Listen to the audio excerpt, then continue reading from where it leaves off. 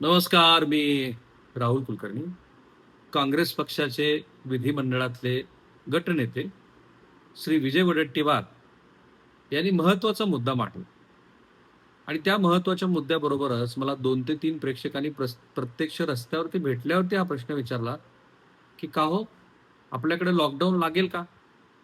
आणि त्यामुळं श्री विजय वडेट्टीवार यांचं जे म्हणणं आहे की येत्या काही दिवसात पेट्रोल आणि डिझेलचे दर हे वाढतील. दोन्हीमधलं 13-14 रुपयांचं अंतर जरी बघितलं तरी पेट्रोल साधारणपणे 170 रुपये प्रति लिटर ह्या पातळीवरती जाऊ शकतं आणि काहीच दिवसामध्ये कोविड सारखी म्हणजेच कोविड काळातली लॉकडाऊन सारखी परिस्थिती निर्माण होईल. श्री राहुल गांधी यांनी सुद्धा वर्षभरामध्येच हे सरकार पडेल असं म्हटलं होतं, कारण अर्थातच ज्या पद्धतीचे आर्थिक संकट ह्या देशावरती आहेत आणि ते संकट पेलण्यामध्ये हे सरकार अपयशी ठरलंय, हा त्यामागचा मुद्दा होता. श्री देवेंद्र फडणवीस कितीही म्हणत असले की ही साठेबाजी आहे, पुरेसा पेट्रोल आणि डिझेलचा साठा हा उपलब्ध झालेला आहे, तरी वाढीव जी काही मागणी नोंदवली गेली आहे ती केवळ सोशल मीडियावरती झालेल्या चर्चेमुळे नव्हे, तर काही रिफायनरीजकडून तेलाच्या पुरवठ्यामध्ये निर्माण झालेला 15% तुटवडा हा त्यामागे कारणीभूत आहे, असं पेट्रोल आणि डिझेल संघटनेच्या अध्यक्षांनी श्री अमित गुप्ता यांनी आपल्या इंटरव्ह्यूमध्ये महाराष्ट्राला सांगितलं. अर्थात हा 15%चा तुटवडा हा मुख्यत्वे कमर्शियल यूजसाठी ज्या व्हेकल्स रस्त्यावरती जात होत्या आणि डिझेलचा वापर हा ग्रामीण भागामध्ये सर्वाधिक शेतीच्या आणि इतर कामासाठी केला जातो आणि त्यामुळे सरकार काही जरी सांगत असलं तरी काही प्रमाणामध्ये पेट्रोल आणि डिझेलच्या पुरवठ्यामध्ये अडथळा आहे, याच्याबद्दल काहीही दुमत नाही. अन्यथा अनेक लोक जे सरकारचे भलामण करतायत त्यांनी ह्या प्रश्नाचं उत्तर द्यायला हवं की जर पुरवठा सुरळीत असता तर टंचाईचे फलक लागले नसते. साठेबाजी आहे असं जर म्हटलं जात होतं तर ती साठेबाजी सरकारनं शोधलीच असती, कारण सगळेच विभाग सरकारकडे आहेत. आणि त्यामुळे वस्तुनिष्ठ विश्लेषण करत असताना आपल्याला हे पण बघायचं आहे की श्री विजय वडेट्टीवार म्हणतात त्याप्रमाणे पेट्रोल डिझेल 170 रुपयावरती जाईल का आणि खरोखरच लॉकडाऊन लागेल का? आणि मला सगळ्यात महत्वाचा मुद्दा, जे स्वतः फिनान्स मिनिस्टर राहिलेले आहेत आणि जे राष्ट्रवादी काँग्रेसचे माजी प्रदेशाध्यक्ष आहेत श्री जयंत पाटील यांनी जो मांडला त्याच्यामध्ये तथ्य आहे असं जाणवलं. म्हणजे सरकार पेट्रोल आणि डिझेलच्या किमतीमध्ये अव्वाच्या सव्वा स्वतःचे आणि राज्य सरकारांची कर लावून जी काही सर्वसामान्याची पिळवणूक करते, मधल्या काळात 10 रुपयांनी सरकारने ते कर कमी केले होते, ही पण वस्तुस्थिती आहे, पण ते पुरेसे नाहीये. त्यामुळे ते सगळं ब्रेकडाऊन जे आहे सद्यस्थितीतलं ते एकदा आपण समजून घेऊ आणि त्यासाठी अर्थातच लॉकडाऊन वगैरे लागणार आहे का हे समजून घेण्यासाठी हा व्हिडिओ शेवटपर्यंत पाहून तो महाराष्ट्राच्या घरोघरी, जगभरातल्या मराठी प्रेक्षकांच्या घरोघरी जाऊ दे. सद्यस्थितीमध्ये क्रूड ऑइलचे दर पुन्हा एकदा अमेरिका आणि इराणमधला संघर्ष हा वाढताना दिसतोय, म्हणून त्याच्यामध्ये फ्लक्च्युएशन, माझ्या मते ते युद्ध थांबणारच आहे. कोणाचीच इच्छा नाही युद्ध करण्याची, फक्त खडाखडी अंतिम स्वरूपाची सुरू आहे आणि ती जोपर्यंत मिटत नाही तोपर्यंत तेलाचे दर आंतरराष्ट्रीय बाजारामध्ये स्थिर होणार नाही. आता ते स्थिर नाही झाले की तेल कंपन्यांचा तोटा हा साधारणपणे मी आत्ताच काढला की तेल कंपन्यांना प्रति लिटर किती तोटा होतो आहे, तर पेट्रोल मागे साधारणपणे 14 रुपये प्रति लिटर तोटा होतो आहे, डिझेल मागे 18 रुपये तोटा होतो. का तोटा होतोय? तर पश्चिम आशियातल्या तणावामुळं आणि हुती बंडखोरांनी समुद्री हल्ल्यामुळं पुरवठा साखळी विस्कळीत झालेली आहे.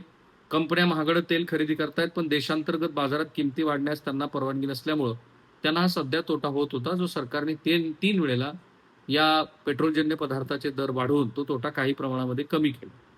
आणि अर्थातच आंतरराष्ट्रीय पातळीवरचं सध्याचं तणावाचा जो काही भाग आहे तो इतक्यात कमी होईल असं दिसत नाही. त्यामुळे याही स्थितीमध्ये जर आपण आताच हा 15 ते 18 रुपयाचा जर तोटा या तेलाच्या दरामध्ये मिसळला तर साधारणपणे 140 ते 150 रुपये दर हा रिटेलमध्ये या कंपन्यांचा आजच झालेला आहे. त्यामुळे 170 ही जी फिगर आहे ती कधीही आंतरराष्ट्रीय पातळीवरच्या दराला जर देशांतर्गत बाजारपेठेशी पूर्वी जे जोडलं गेलं होतं तसं जर जोडलं गेलं तर तो दर 170 रुपयाचा कधीही गाठला जाऊ शकतो, यामध्ये काही दुमत नाही. पण व्यापक पातळीवरचा मुद्दा काय, तर भारतामध्ये खरोखरच लॉकडाऊन होईल का? तर त्याचं उत्तर घेण्याच्या आधी जयंत पाटील यांनी आज एक्सवरती एक पोस्ट लिहिली आणि ती महत्वाची आहे लॉकडाऊनच्या चर्चे एवढीच, की सरकार जो कर आकारतं आहे, कारण काय आहे की कोणताही कर जो अप्रत्यक्ष कर असतो तो गरीब आणि श्रीमंत असा भेदाभेद करत नाही.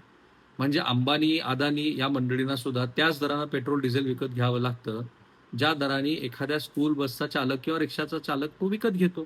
आणि अप्रत्यक्ष कराचा बोजा हा सर्वसामान्यावरती पडत असल्यामुळं त्याच्या महागाईमध्ये त्याच्या जीवन जगण्यातला संघर्ष वाढतो. मग अशा वेळेला सरकार आपल्याकडं आपण जे आकारतोय अतिरिक्त कर ते कमी करू शकतो. सो जयंत पाटील यांनी सुमारे अमुक-अमुक कर आहे असं म्हटलं, पण वस्तुनिष्ठ काय बरं? पेट्रोल आणि डिझेल अजूनही जी वस्तू आणि सेवा कराच्या कक्षेत आलेलं नाही. वन नेशन वन टॅक्सची तर काय ह्या सरकारने पूर्ण त्याच्यावरती जे काही सांगितलं होतं तसं प्रत्यक्षात झालेलं नाही. लिकर आणि क्रूड ऑइल हे वन नेशन वन टॅक्सच्या संकल्पनेत काय येत नाहीत? हा खरा प्रश्न आहे. जीएसटीत नाही येते. त्यामुळे केंद्र आणि राज्य सरकार यावरती वेगवेगळ्या स्वरूपात प्रचंड कर आकारतात. राष्ट्रवादी काँग्रेसचे नेते जयंत पाटील यांनी विधिमंडळात आणि जाहीर सभामध्ये हा मुद्दा कधी कधी उच्चारला होता. आज तर त्यांनी पत्रच लिहिलंय. सो मूळ जो कॅस्केडिंग इफेक्ट आहे, टॅक्स ऑन टॅक्स, काय होतं बघा. कच्च्या तेलाची मूळ किंमत अधिक रिफायनरी खर्च अधिक नफा प्लस केंद्र सरकारची एक्साईज ड्युटी प्लस डीलरचं कमिशन प्लस राज्य सरकारचा व्हॅट प्लस ग्राहकाला मिळणारी अंतिम किंमत. केंद्र सरकारचे जर कर आपण बघितलं तर केंद्र सरकार एकूण किमतीवर स्थिर एक्साईज ड्युटी लावतं. त्याचे खालील 3 भाग आहेत. बेसिक एक्साईज ड्युटी, त्यानंतर रोड अँड इन्फ्रास्ट्रक्चर सेस आणि कृषी पायाभूत सुविधा किंवा विकास उपकर. त्यानंतर राज्य सरकारचे कर आहेत. VAT, sales tax. राज्य सरकार पेट्रोल डिझेलवर टक्केवारीच्या ऍड व्हॉल्यूमच्या स्वरूपामध्ये व्हॅट लावतं. महाराष्ट्र सरकार देशात सर्वाधिक व्हॅट लावणाऱ्या राज्यापैकी एक आहे. मुंबईत साधारणपणे 39%, तर उर्वरित महाराष्ट्रामध्ये 25 ते 30% आसपास व्हॅट आहे. अतिरिक्त उपकर पण आहे. दुष्काळ निवारण किंवा रस्ता सुरक्षेत नावाखाली राज्य सरकार प्रति लिटर मागे 1 ते 3 रुपये कर आकारतं. कर आकारणी ही साधारणपणे रिफायनरीमधून तेल बाहेर पडताना केंद्राचा कर लागतो. पेट्रोल पंपावरती डिझेल डीलर कमिशन जोडल्यानंतर राज्याचा व्हॅट लागतो आणि करावर कर लागत असल्यामुळे पेट्रोलची मूळ 35 ते 40 रुपयाची किंमत थेट 100 रुपयाच्या पार जाऊन पोहोचते. ही ती वस्तुस्थिती आहे. आता या ठिकाणी केंद्र सरकारच्या एकूण कर महसुलापैकी जवळपास 18.4% महसूल हा इंधनावरील करातून येतो, तर राज्यांच्या स्वतःच्या उत्पन्नातील 25 ते 35% वाटा हा पेट्रोल आणि दारूवरील करातनं येतो. दोन्ही करासाठीचा हा सरकारसाठी हा हक्काचा महसूल आहे. ते कुठलंही सरकार सोडायला तयार नाही. उद्या राष्ट्रवादी काँग्रेस सत्तेवरती आली तरी बदललेले सूर आपल्याला पाहायला मिळतो. पण आता विजय वडेट्टीवार म्हणाले की खरोखर देशामध्ये लॉकडाऊन होईल का? माझ्या मते नाही. त्याची कारणं पण वेगवेगळी आहेत. एक तर कोविडच्या काळामध्ये जो सप्लाय चेन होता त्या डिस्ट्रक्शनपेक्षा माणसाच्या मृत्यूचं भय अधिक होतं. इथं तशी परिस्थिती नाही आहे. त्यामुळे लॉकडाऊन का लागेल? आर्थिक टंचाई होईल का? माझ्या मते ती पण होणार नाही, कारण डोमेस्टिक कन्झम्पशन आपलं फार उत्तम आहे. प्रश्न आहे तो पुरवठा साखळीमध्ये पेट्रोल आणि डिझेल जे आपण 80-85% इतर देशातनं खरेदी करतो त्याची काय स्थिती आहे? माझ्या मते बफर स्टॉक बद्दल हळूहळू सगळेच तज्ज्ञ बोलत आहेत की आपला जो बफर स्टॉक आहे, समजा 20 लिटर आपल्या देशामध्ये रोज तेल आयात होत आहे, त्याच्यात 0.5चा फरक पडत चालला. त्यामुळे बफर स्टॉक हळूहळू श्रिंक होत जाणार. हा फक्त भारताचाच होईल का? नाही, सगळ्या जगाचा तो बफर स्टॉक श्रिंक होत जाईल जर हा तणाव कायमच राहिला तर. पण भारताने पर्याय काय शोधले नाही. हे इकॉनॉमिक टाइम्सनं प्रकाशित केलेल्या बातमीचं मी सविस्तर विश्लेषण केलं होतं. काही लोकांनी ते नीट पाहिलं पण नाही. मला काय म्हणायचं, कुठल्या बफर स्टॉक बद्दल कोण बोलत होतं, मी काय सांगत होतो. आणि सगळ्यात महत्वाचा भाग म्हणजे भारतानं 21 देशाकडनं पूर्वी LNG, CNG वगैरे जे काही खरेदी करत होतो आपण, गॅस, नैसर्गिक गॅस आणि क्रूड ऑइल, त्याच्यात वाढ केली आहे. ते 42 वगैरे देशाकडनं आपण घेतो. व्हेनेझुएला आपल्यासाठी ऑप्शन आहे, अमेरिका आपल्यासाठी ऑप्शन आहे. सगळ्यात महत्वाचं म्हणजे रशिया आहे. आपण एकूण तेलाचा जो आपला वापर आहे तो साधारणपणे 5.3 ते 5.6 दशलक्ष बॅरल्स प्रति दिवस, म्हणजे 85 ते 90 लाख कोटी लिटर वगैरे आहे. आपण एकट्या म्हणजे जी ऊर्जाची गरज आहे ती 85% आपण बाहेरनं घेतो, पण एकट्या रशियाकडून आपण 35 ते 45% एवढं तेल घेतोय. त्यामुळे ते लॉकडाऊन लागण्याचा संबंध नाही तर याच्याशी आहे.